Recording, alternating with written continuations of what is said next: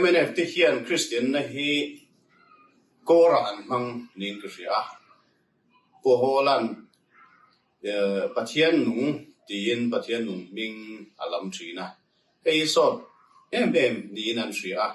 chuwang chuan pathian le kan ram tan ti hi an lam thina tong kalama an manga mara chu anan so khar ta chema keile kachung te tan tin development zong hi an ho tu lu te hian an ei zo veka ti chuan an pu berin department member an chang phota chuan pu ber dot tu in member dot tu an chang le a ti chuan chu thazela a to pa chuan na te to khopa party worker te pe chuan chan tur an nei to lo chuan mi pui te pe chuan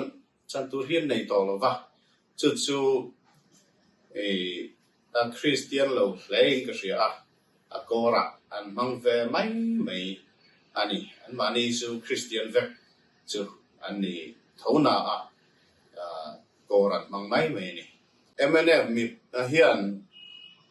zoram mi pui te hi an sor fu mai ani lo wa an party worker te po an ngai sak lo le ani a fu thei zong hi fu ve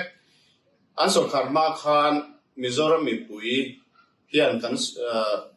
ba hi cheng si nga thebe kan sem theya congress na ba min tu chi kha tuna chuan ale noi khat vekin noi khat zelin in sem thei am kan ni ti chuan ba thei zong hei saski kan ti te kom som nga chung rotur ania bung om mi lo ani ten World Bank road kan ti te hemi Asian Development Bank atang te tin RBI atang te athai hi kan ba vek to ani ti chuan hemi sum anti fund kan ti am chi du na kan man thei Mizoram in anei to mang lawa nimena kan speaker bang tai na asoi purilian an soi kha alung se thak ka tia Mizoram yel vibe se sa zanga chia anti fund du na man thei aneya ka tia ani kha chuan kal ngai na om to lo ani chuan an mani na development lampang an ti kat lo wang hian